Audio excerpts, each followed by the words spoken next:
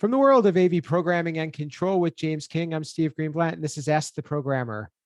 James, it's good to be back with you, and we're going to continue our series today on InfoComm, getting ready to see each other in Orlando soon.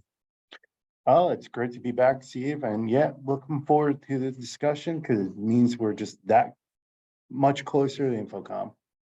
Absolutely. Well, today we're welcoming somebody who fits into more of the veteran InfoComm attendee category, but he's a familiar face and a friend and somebody that we're excited to have on the show. And many of our audience members know him, and he's Joe Way from USC. Welcome, Joe. Yeah, thank you for having me. And veteran, does that mean I'm old? Is that a way to get an old joke in? I mean, no, I'm right there with you. I'm right there with you. Yeah, no, thank you so much. I'm always glad to join y'all when I get a chance. We appreciate it. And Joe is very much involved in several things, the higher ed AV media, as well as HETMA, and of course, USC and all the great things that are being done there. And Joe, what we wanted to really chat a little bit about today, because you are very involved in InfoComm. Now, I'm sure you, like me, this is something that's a staple on your calendar, but it didn't happen overnight. I'm sure that it took some time before you established yourself, and this became like a can't miss event. Talk a little bit about that. Like what got you to the point where going to InfoComm is something that is so important to you? Yeah, no, that's a great question, because you're right. It's it's one of those things that every conference, you get out of it what you put into it and what you make of it, right? And I think a lot of times when you first go somewhere, especially because I transitioned from live events into higher ed / the corporate side, so InfoComm wasn't necessarily my show. I had been there, but it was only because maybe I had to go see some projectors or something. Like there was a goal. It wasn't like my home show. That would have been more of NAB and those types of things, right? And so I remember even coming into InfoComm the first time I went after going into higher ed. After maybe it only been my third time even going, but it's where I said, okay, I'm going to spend a week here because I guess this is where I'm supposed to be now, right?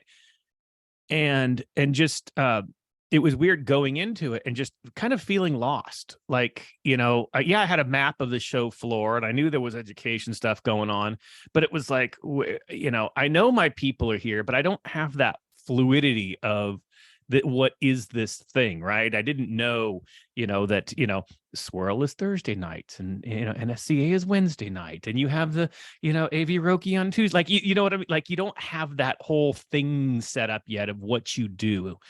And it took that couple years, and it really took that next year of really then meeting people in the vertical and saying, okay, what is my goal? And that's where I think the key is, and you're probably going to get to this question after, so I'll just answer it now, is having a purpose of when you're going. What is it you want to achieve? And I think that's really what changed. And yeah, for a lot of it, it's networking. For some people, it's education. This year I'm going to be scan your badge guy, but it's kind of knowing that purpose. And that's where it started to then become, what I call it, it's the Super Bowl of our vertical, of our industry, right? Because I know so many things that I need for the year can get checked off in the course of 5 days, right? And there's very few events that can happen. And because it fits my vertical specifically in that way, I make everything of it. I'll just forego sleep for 7 days and, and because it's that important. And there's a run-on answer for you, a lot longer than what you had asked for. That was a great answer, actually. And I completely agree with you that the amount of work that you can get done in those 5 days could take you months to do if you were back home. Yep, absolutely. James, jump in here, and talk about the importance of kind of having your tribe at InfoComm, kind of like, what Joe was talking about. How important is it for you to feel like you're amongst your people and that you have others that you can connect with, that you can do things with, or even have like a common group to meet up with to get you through the show? So I'm going to take this a little different. First off, having the tribe there is great. The higher ed folks are always been great. I mean, the first InfoComm I was at, we were out there in droves. We were larger last year, and we're going to be larger this year. You even technically have a home base at the HETMA booth. So that's always great. But like I keep saying in the last episodes and other ones is you got to get out there. You got to talk to other people outside your circle. I know I've said this story before. I know people are probably getting tired of hearing it, but I still remember going to one of those after parties, walk in with the higher ed folks, and I started walking the room, and one of the members say, "Hey, James, we're over here." I replied, "Yeah, I know." And they're like, "Where are you going?" And I'm like, "I'm networking." And like I said, I went and talked to Tim Albright. I talked to David Bussick. I talked to Megan Detta. Whoever I could talk to. I hung out with you, Steve. And then, yes, I did go back to the higher ed folks and talk to them. But I broadened my horizon. I broadened my network. I broadened my connections and partnerships. But having that tribe there is beneficial, especially for the after parties, knowing where they are going, because then you can be there as well to network. And like someone like Joe is a great person. Steve is another great person. I feel like I can do this as well. Is you go with one of those, you kind of become a leech, you tack on, and Joe or me or Steve will be like, "Hey, have you met Joe? Here, talk to him." And now you're making another connection, getting your outside your circle. What he Actually, said. was where I was where I was going with that is that it's great to be able to have people that can help you make those types of introductions, that especially so you don't have to be by yourself in a room, but where you can have others that know people that can help to open some new doors and build conversations. Joe, talk a little bit about what it's like to actually have a booth, because HETMA this year has a booth at the show, and this is going to be a new thing. It's the bane of my existence. I want to slip my wrists. I don't know if I'll even make it to InfoComm. But besides that, it's wonderful. It's a great feeling. First end users ever in the history of InfoComm to put a booth on the show floor, and not just a little booth. We're talking a 20 by 20 where we can have lots of shenanigans. It's interesting because I'm going to be, can I scan your badge guy? And then after that, I'm going to follow up 2 days later with the email that says, "It was so wonderful meeting you at the HETMA booth." And then 3 days after that, I'm going to follow up with "in case you missed my last email," pushing this to the top. So I got the whole thing down. Everyone's getting everything back that they've thrown at me, and I am going to put it right back at them. Okay. I think it is significant, actually, all joking aside, to have that, flag in the ground, because the vertical has changed, right? And if you look at, last year, 30% of the attendees at InfoComm were, categorized as end users. This year, only up to now, it's 38, could be close to 40% now. That's significant growth. Of that is end users, over a third, probably coming up close to half, check the learning spaces box, education box, right? As to what vertical they, might not all be higher ed, might be some K-12, other stuff, right? But nonetheless, that's a significant chunk. If you start looking at that, that means that probably 15% to 20% of the attendees at that show will say they serve education in some way or another, right? And so now to actually be just one of 1,000 booths, to be the voice for that 15% is a big deal, right? And just to have that stake where people can go, "Hey, where are my people going to be? Where can I stop by? Where can I make those connections?" Because we've found, even though, for those who are watching the video, we have our little badge thingy, that we go around as a HETMA, our flags that we put on our badges, and people start to notice them, right? But it's still just hey, what is that? What is that? Let's connect. So now to be able to send someone somewhere, to actually have programming, to have places where we're going to be, where you can connect and connect to the community for afterwards, and really have that growing that kind of that membership, growing where your people are, I think is substantial. I may completely change my mind afterwards and think, but right now I think of just the hope that if I were, or even, going back to your first question, when I was the first time higher ed person, even after having been in the AV industry for 25 years, I was still lost. And I wish there was a place where I could have gone just to say, hey, where are my people? Right. And even the last couple of years, how many times I'd be at InfoComm and I would get a text from someone like at Avixa, because someone would stop by the booth just saying, hey, I'm in higher ed. Is there anything going on?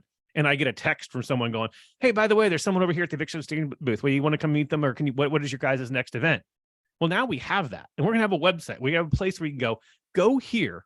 And now you're going to see everywhere we're going for the rest of the week and everything we're doing afterwards. Right. And I think that will be a huge thing for us as a vertical, and hopefully for the AV industry as a whole, to now have that that physical presence to what previously was just an online community. Another long answer that you didn't ask for. No, I think that's great, and I've only had a couple of experiences not having a booth, but having like a landing place like that, and it's kind of neat to be able to direct people up to a place to go to a place to meet you or people that can get a hold of you. I think that could, because floating around the floor can sometimes be a challenge, kind of almost like walking around in a maze. So I totally get that. James, how important is this to somebody in your shoes, and is this something that is going to change your experience? Will it change my experience? Definitely it's going to change my experience, but I think the most important part is it's going to change a lot of the first timers in higher ed experience. And why I mean that is, I know Joe experienced this, I've experienced this, I'm sure other higher ed folks do. You go to a manufacturer booth, you want to talk to somebody, and they're like, oh, your education, you push you to the side, and they're talking to other manufacturers, other integrators, and you're fighting for a voice. Now we're going to have manufacturers coming to us. They're going to be fighting for our voice. And those new people, like, yeah, Joe can walk into the booth and get attention. I can walk into the booth and get attention because we're loudmouth on social. We have been out there. We put ourselves out there and people know us. But those first timers who aren't as social, now they can go to the HETMA booth and actually have a larger voice behind them to say, hey, we need to talk about this, or we need to talk about that, or come see us about this. And like I said, instead of us fighting for voices, is now people are fighting for our attention. What he said. Yeah, no, I'm gonna go ahead. Yeah, no. And I think that's the point. And, even just to pull this to the purpose of the show, talking about programmers, right? The most miserable part of the AV industry you could be in is, if you're the programmer, I mean, the world is against you, right? And you're against it. And that's kind of I'm just joking, sort of.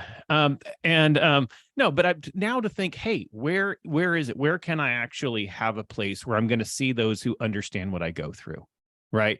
Where can we connect? And I think that's really, something that I think was missing, but is now recently coming to like InfoComm, is not just talking about HETMA, but a lot of other groups, sustainability, the NSEA, the PSNIs, like those types of organizations that have a purpose for a certain identity, a certain genre of a professional, not just say a Crestron Pro user or an Epson projector house or a Panasonic, right?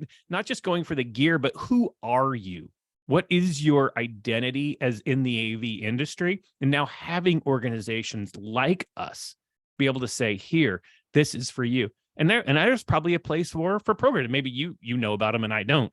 But what I'm saying is, like, That's the kind of thing, right? And then you take the PSNI. Why does PSNI go? Well, because it's a closed group. Well, yeah, but it's still your people, right? If you're an integrator, there's a place and a purpose for that, right? And I think that the NSCA is the same thing. And that's where I think there's a lot of purpose behind that. And if you're now a programmer, can you go, hey, where are the higher ed people? Programmers are not necessarily known to be the most social people. They're not loudmouths like me and James, right? And so can I now have a place where I can go and I can say, hey, there's going to be other quiet people here, or I'm going to show up Wednesday and Thursday from 3 to 5 p.m. in booth 4489 for our happy hour, right? And just grab a beer, grab a cocktail, and talk to other people. You see the education, little green education stripe, and you go, hey, what do you do, right? And now you can create a network that way. And I think that's really what's important. It really speaks to what we're trying to do here, is create community amongst programmers. So hopefully that's something that we could strive for, and you'll be able to share with us a little bit about your experience with it, because I think it is important. And you know, in years past, I was involved with councils with VIXA, which was then InfoComm, and it's that was the value of that, was to be around people who understood you, and even though you might be considered competitors, you were more like people who were doing the same thing and shared the same experiences, and had and had an identity that was different than others. And actually, it helps to establish yourself. So I'm all for that, and I will wear the HETMA green flag as well, and hopefully I'll be able to fit in with the crowd. But I think that it's important for us to not only have those types of communities, but then also cross-pollinate, as we've discussed. But one of the things before we let you go, Joe, is you always are great about bringing your team to these events. Tell us a little bit about that. Tell us a little bit about the why behind it, and also how it's something that you can get, say, approval for, or because that's not something that everybody always sees the value in. Yeah, you know, that is a great question. You should host a podcast. So, you know, this because it's an important question, because the funny thing is, especially now, how many emails I get every single day saying, oh, we're going to be there. I would love to book a time for you to come and do a booth tour at our booth. And it's like, yes, of course you want a booth tour. I mean, I get it. And which is the great thing, is now having a booth on my own. I say, sorry, I can't do that. I have to man my own. But anyway, that's a whole other story. Here's the thing, though. I'm not the person you need on a booth tour. You know who you need? My AV architect. You need my programmer. You need my engineer. You need my support team, right? I don't care what technology I put in. I want what we can support easy. I want what my programmers can handle. I want what we can do that meets my sustainability requirements, that meets our our user experience requirements. That's why I have 9 staff members. I mean, 9 of my 13 are going to be there, right? And that's huge, right? And that's even going, I bring all 13 when it's in Vegas. I have to bring a couple people back, just in case when it's in Orlando. They're the ones to talk to, not me, right? And yet everybody's fighting for my time. You know, it's like, okay, fine. You know what? Just do the selfie and we'll call that good. Now talk to them. Let them go and get that information, because they're the ones who can act on it, right? When we have some type of upgrade, or we're looking at a new standard, I don't sit there to my team and go, this is the one we're going with. I go to my team and go, we're going to do a proof of concept. Why don't you go find the 6 leading manufacturers or solutions out there, run the proof of concept, come back to me with exactly what was, what you decided. And then I'll go work the room and work on the budget and work on, getting the nice bro deals and stuff like that. Right. So I'm actually last in line. And that's why, going back to it again, now a third long answer for a very short question was, what's important for it? Why to bring my team? Because they're the ones that are on campus for the other 51 weeks a year, right? Not me. And I'm not the one having to take the phone calls.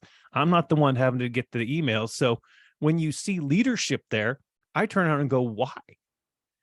Why is leadership there? I mean, outside of, getting some nice drinks and food, it's good. After parties are fun.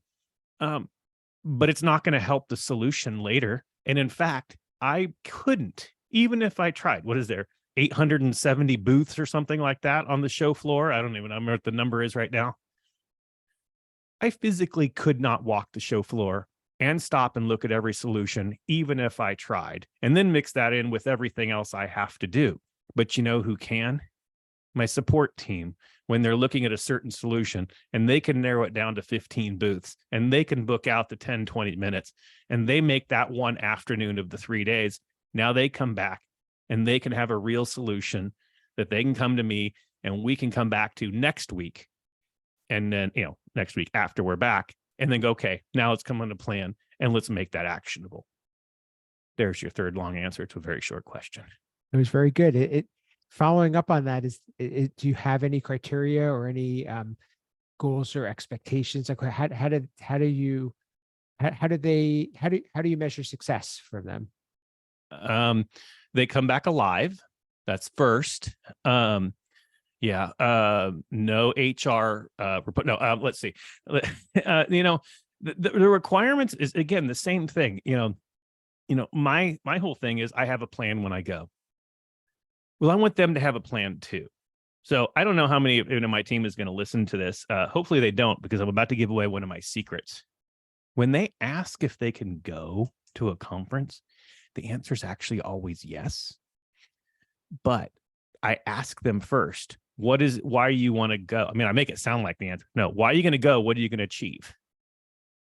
Which basically I'm asking them, tell me your plan. Tell me what you want to get out of this. And it could be as simple as next year, all our projectors are up and I need to see what's coming down the pike, right? That could be a fine answer. Or it could be, we're struggling with the ticket count. Our time to resolve is way too high. I need to find some type of remote management something. And I've seen the XYZ articles and I really want to go look at this company. Fine. Just give me a reason. And then let me help you form that into a plan for, say, 1/3 of your time. And then keep 1/3 of your time flexible for the spontaneous. And then 1/3 of your time, have some fun, network, connect, grow your professional side, take a couple classes, right? And that's kind of how I like to frame it out. Third. I like that. That's a great tip. James, I assume at some point you'll be in a position like Joe to have team members attending with you. If you're not already, what are you thinking in terms of making that decision to bring additional people, and is it similar to the approach Joe's taking? Similar, but not exact. Actually might be stealing some of that from Joe. Because you can have it. It is a good plan. It does work well. It actually does work well. But yeah, no, as anyone who really knows me, I'm big on always be learning. So I always want my team members to be learning and getting the value. So yeah, I mean, I did pitch to have my team go InfoComm this year.